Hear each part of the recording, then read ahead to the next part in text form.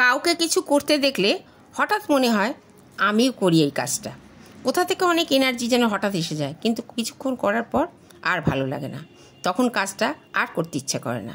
আকস্মিকভাবে আপনার মনে এই আশাটা জেগেছিল, কিন্তু সেই এনার্জিটাকে ধরে রাখতে পারলেন না। এর কারণটা কি?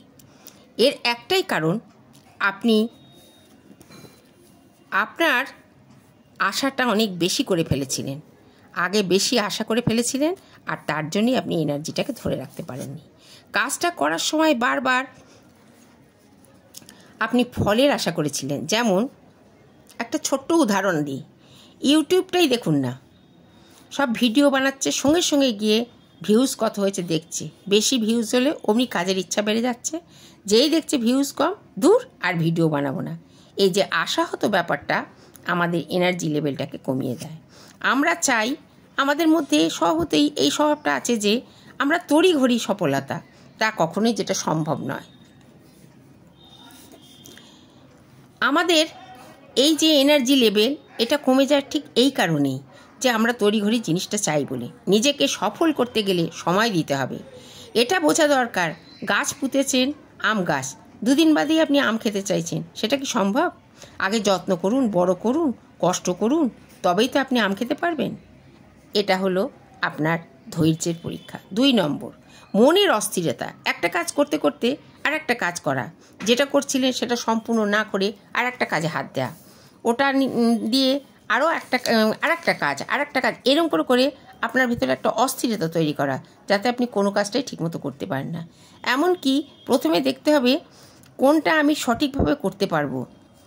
নানা কাজ করতে গিয়ে ভেবে নিচ্ছেন, না এটাতে কোনো লাভ নেই, এটা করলে কাজটা ঠিক হবে না, এটাতে আমি এগোতে পারবো না। এই যে অস্থিরতাটা আপনার বাড়ছে, এর থেকেই বুঝতে হবে যে আপনি যে কাজটা করছেন আপনার ধৈর্য একদমই নেই।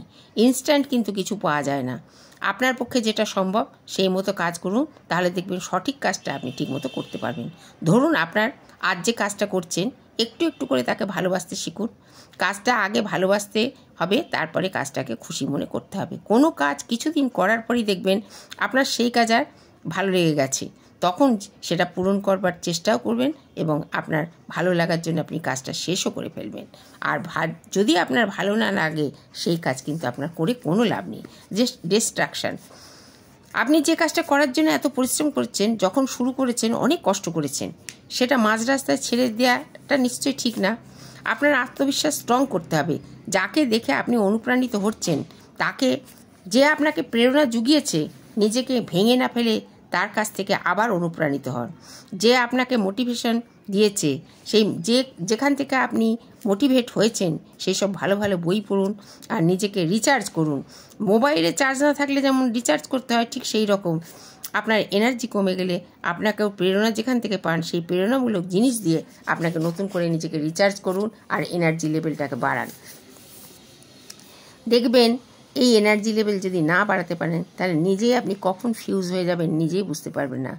তাই একটা বাস্তবতার মধ্যে দিয়ে নিজের লক্ষ্য তৈরি করুন, কিন্তু তাতে যেন সমস্যাকে ওভারকাম করার মতন ক্ষমতা থাকে।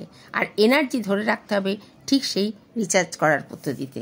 ভালো লাগলে সাবস্ক্রাইব, লাইক, শেয়ার, কমেন্ট করতে ভুলবেন না। ধন্যবাদ।